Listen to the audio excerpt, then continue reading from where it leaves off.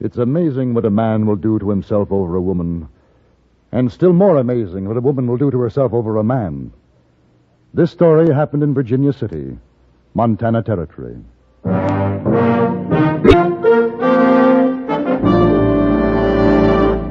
Frontier Gentleman.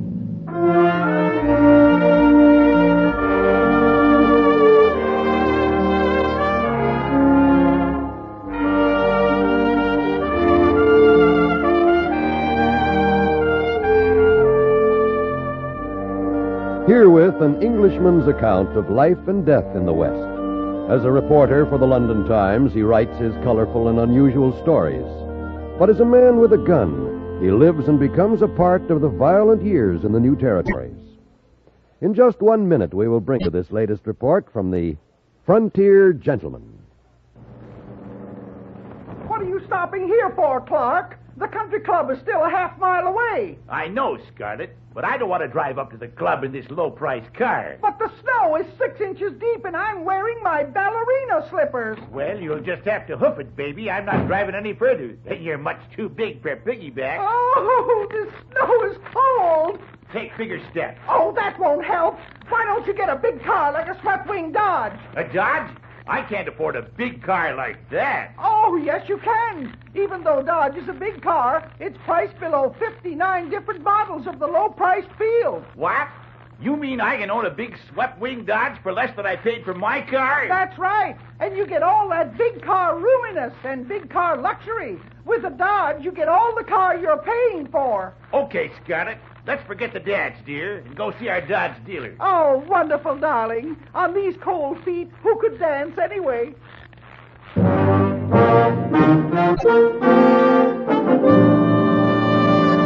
Now, starring John Dehner, this is the story of J.B. Kendall, Frontier Gentleman.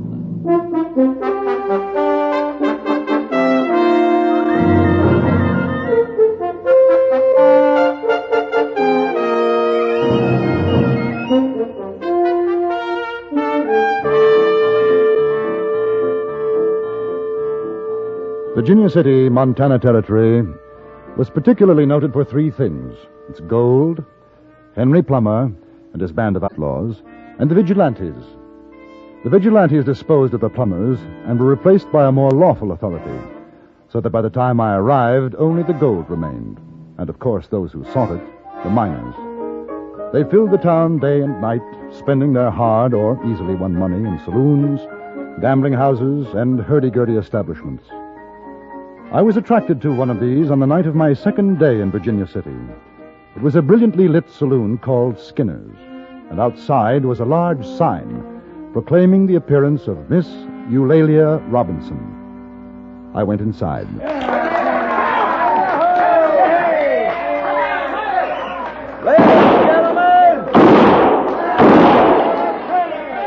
Ladies and gentlemen, if you'll give me your attention, kindly refrain from shooting 6 guns in the establishment, because the next man that does it's going to get thrown out on his saddle. With your kind permission, I have the honor of presenting the world-famous actress, Miss Eulalia Robinson. She has appeared before the crowned heads of Europe and honors us with a presence tonight by a special appointment to Her Majesty, the Queen of England. Ladies and gentlemen, Henry Irving's leading lady, Miss Eulalia Robinson.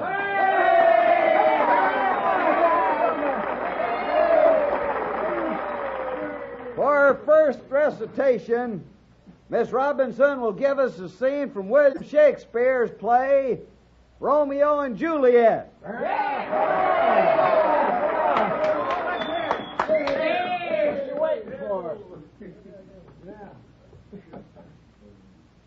Thou knowest the mask of night is on my face, else would a maiden blush bepaint my cheek. For that which thou hast heard me speak tonight, fain would I dwell on thoughts. Vain deny what I... She was in her late 30s. Not a good actress. Not even beautiful. But her manner, the dignity of carriage, created an illusion of beauty which captivated her audience. She remained on the stage for a solid hour, and by the time she was finished, I could see that every man in that saloon was completely taken by her, and more than one imagined himself to be hopelessly in love.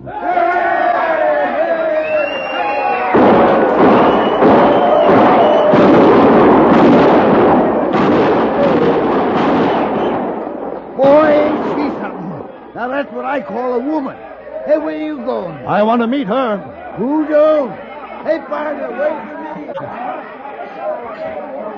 Mr. Skinner? Yeah? My name is Kendall. What? Kendall. Kendall? Yes, that's right. I'd like to meet Miss Robinson. Yeah, you and 100 more will tear the place down. Now, I'm a correspondent for the London Times, newspaper. Newspaper man. Yes. Sure, come on, duck under here. How'd you like it? That's real culture, huh? She's quite a success. Yes, she sure is. What paper did you say you write for? London Times. Was that so? Well, Miss Robinson will get a kick out of that. You and her both coming from England. Yes? Come in. Oh, that was just fine, Miss Robinson. Real fine. Say, this is Mr. Kendall. He writes on the London Times. Mr. Kendall. How do you do? May I present my business associate, Mr. Grimes? How are you? Mr. Grimes? I guess you folks have plenty to talk about. I'll go on back and get the boys quieted down. Virginia City never heard anything like you gave us tonight, Miss Robinson. Oh, thank you, Mr. Skinner. Not at all. I'll see you later. Well, won't you sit down, Mr. Kendall? Oh, wait a minute. Kendall, you got identification or something? Proving you're a correspondent? Not on me, no. I don't think it really matters, Well, James. it does to me. You know what I mean, Kendall. Miss Robinson is popular. A lot of fellers like to come busting in and make any excuse, you know what I mean. I gotta watch out for her interests. I understand. And she's kind of tired right now. Why don't you let her go till tomorrow? If you would rather, Miss Robinson? No, not at all. I'd rather enjoy being interviewed tonight. And I say it's not a good idea. You're being extremely rude, James. Perhaps you'd care to take supper with me, Mr. Kendall. Why, I'd be delighted. No. No? No, she's not going. I hope you'll forgive him, Mr. Kendall. He thinks that every man who looks at me is thinking dire and dreadful thoughts. My intentions are completely honorable, Mr. Grimes. Laley. I don't want to discuss it anymore, James. Now, both of you, please wait outside. I must change my clothes. I shan't be a moment, Mr. Kendall.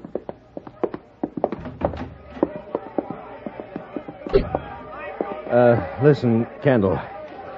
I'm sorry I acted the way I did, but if I don't keep an eye on her, nobody's going to. You know what I mean? I think so. I mean, nothing personal, but as her business manager, I've got to take care of things. Now, she gets awful tired traveling around this way. Best thing for her right now is to go back to the hotel and get some sleep. As a business manager, Mr. Grimes, I should think you'd be happy to have a newspaper interview. Oh, sure I am. But you know how these actresses are. They're like kids. They don't even know what's good for them. I hadn't been aware. Well, take my word for it. So you go on ahead. Now, I'll tell her you see her tomorrow. Under the circumstances, I'm afraid she'd think it was rather impolite, don't you? Why not wait until she comes out? All right. We'll make it tonight. A nice quiet supper at the hotel, 3 of us. Mr. Grimes, I get the distinct impression that for some reason or other you don't want me to be alone with Miss Robinson. Am I right? I'm her business manager, so you said. And she doesn't talk to anyone unless I'm around. Strange, I got the impression that she didn't want you around. I don't care what you think. I'm coming along. If you don't like it, no interview. There. That didn't take long, did it? Are we ready, Mr. Kendall? Yes? Laley, you're going back to the hotel. Good night, James. I'll see you in the morning.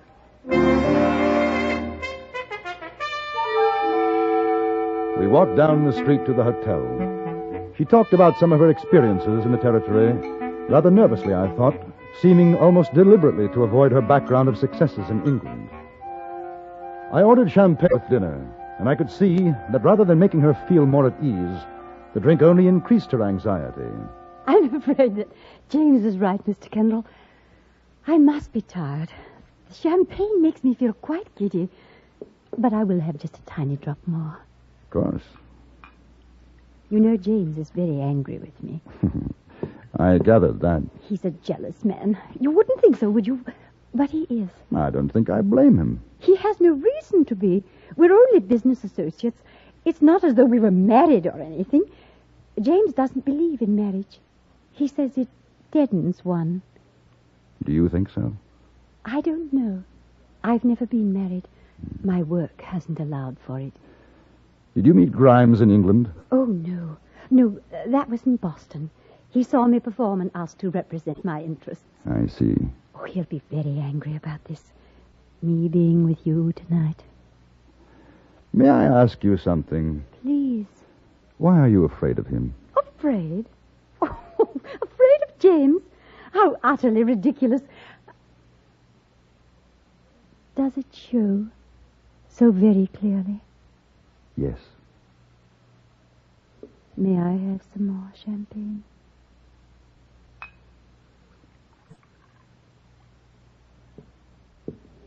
You know I'm not English, don't you? Yes. I never played with Henry Irving. Never saw England. Never did any of the things they say I did. I didn't think so. By appointment to Her Majesty.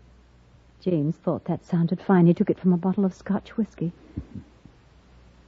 Do you know what I am, Mr. Kendall? I'm a liar. My whole life is a lie.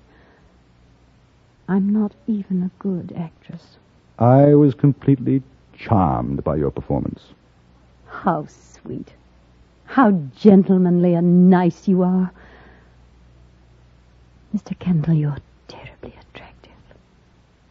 You're the most attractive man I've ever met. No, that's not true.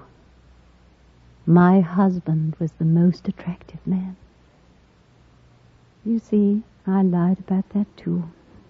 You are married. I was. James is always afraid I'll tell someone. Why? Well, the marriage didn't end very nicely. Why do you tell me? Too much champagne. I don't think so. I'm tired, then. I wish I could cry. Do you know, Mr. Kendall, I haven't been able to cry for 3 years. And there are so many tears. The shots had come from outside. Just for a moment, I saw a shadowy figure at the broken window. Then it was gone in the night. Miss Robinson was lying on the floor. A thin line of blood ran from the corner of her mouth. She was unconscious.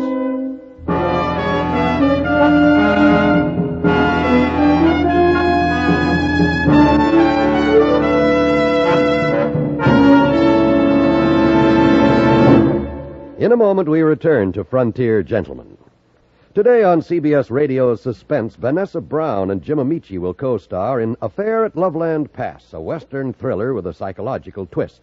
Exciting dramas waiting for you, too, on yours truly, Johnny Dollar. Join us on most of these same stations later today as action-packed stories come your way on CBS Radio's Suspense and yours truly, Johnny Dollar. And now we return you to the Antony Ellis production of Frontier Gentlemen.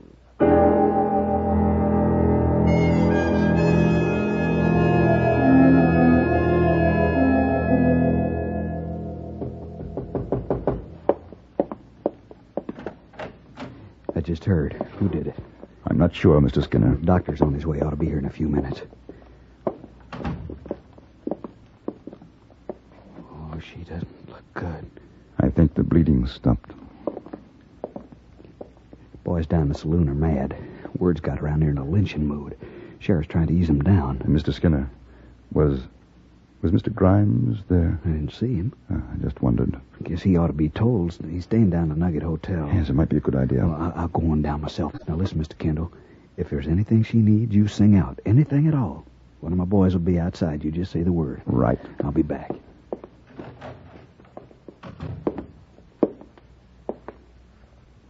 What a strange feeling. Miss Robinson? No pain at all. I've always thought there would be. The doctor is coming. I don't really mind, you know. Don't talk. Funny. I never believed him. He always threatened to do something like this. Dr. Todd, where's the wound, please? Oh. Kindly wait outside, sir. Yes.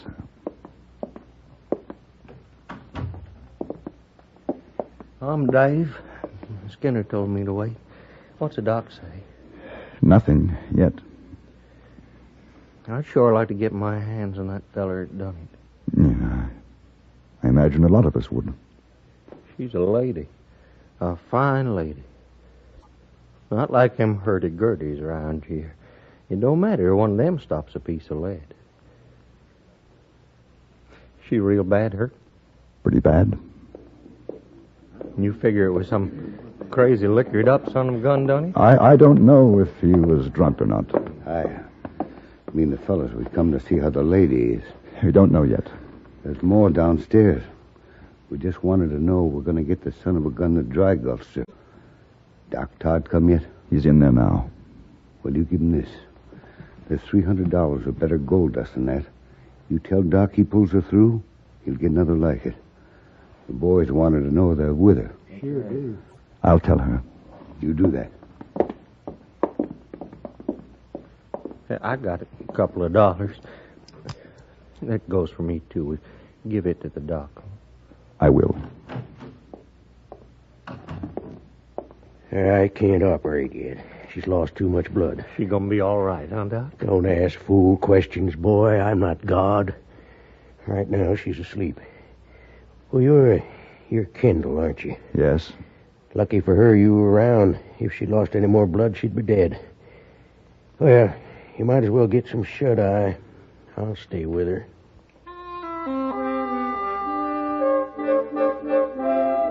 I left the hotel and went out into the street.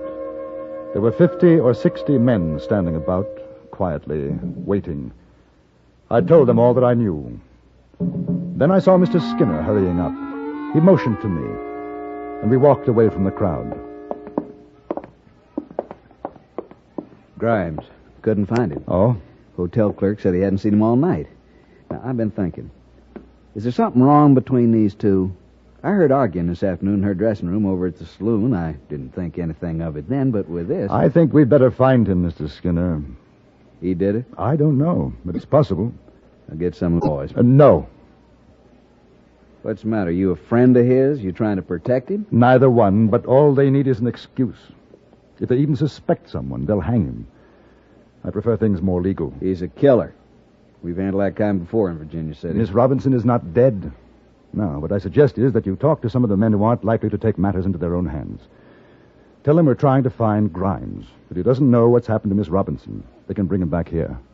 Then what? We'll let the sheriff handle it. All right. But I'll tell you, Kendall, if he puts up a fight, I want to be there. It'll be a pleasure to shoot him.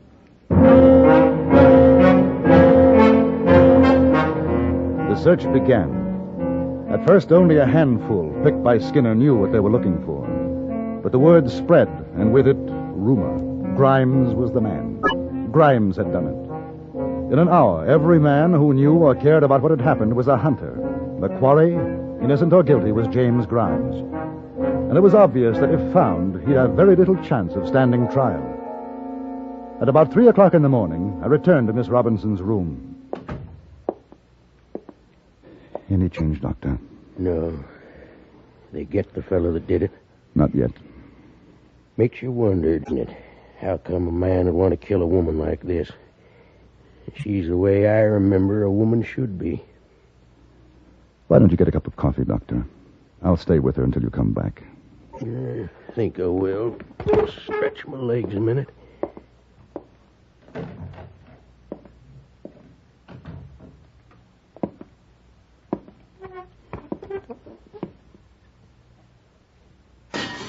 Turn around, Kendall. Don't move. You look a little worse for wear, Grimes. Well, they're after me. They're trying to kill me. Any reason why they shouldn't? Is she dead? No. I warned her. I've been warning her what had happened. Put away the gun.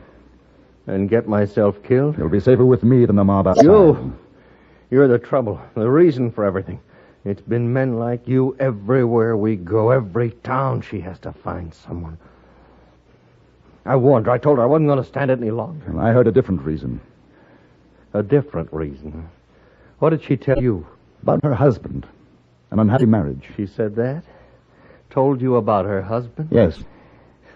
You want to know what really happened? She had a husband, all right. In Boston. I didn't know it at the time. I met her. I fell in love. She went away with me. After we were married, she told me. She is your wife? Surprising? Look at her. It's another one of her little ways. She thinks it's better if people don't know. She thinks I don't know why she wants it that way. I guess you could say we killed her husband. He committed suicide after she left him. Oh, you don't know. You don't know what it's been like. But I told her what I'd do if she went after another man. I'm sorry. It doesn't matter anymore. I hope she dies, then I won't have to feel these things. If she dies, they'll hang you. Yeah. James? Laylee. I'm sorry, Laylee. Such a jealous boy. I never meant anything. Don't, Laylee. I like to flirt. That's all. A woman likes to flirt. It doesn't mean anything. Mr. Kendall knows that. Can't you stop acting? Even now, can't you stop? Listen to him, Mr. Kendall. Has he been telling you what a terrible woman I am? I suppose it's true. But you're not much of a man, James. Laylee. You don't have to listen to this, Grimes. Kill her. Come outside. Kill No, her. you don't. Give me the gun. Give me the gun. Laylee. Laylee. She's dead. Give me my gun. I can't. You'll get a trial. Perhaps they'll understand. There'll be no trial. Now, Grimes, come back. Grimes!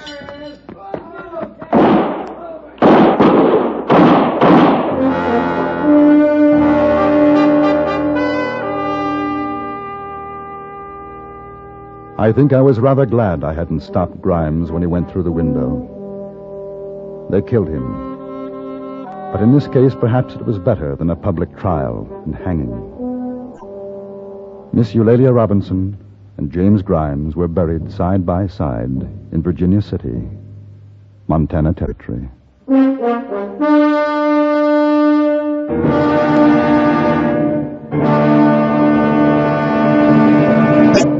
Frontier Gentleman was written, produced, and directed by Antony Ellis and stars John Dehner as J.B. Kendall.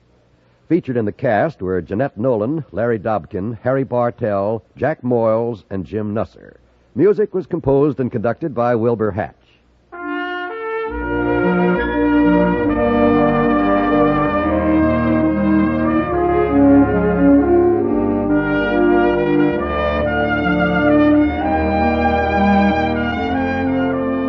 Now stay tuned for the Ford Road Show, to be followed by the CBS News over most of these same stations. Join us again next week for another report from the Frontier Gentleman. John Wall speaking. This is the CBS Radio Network.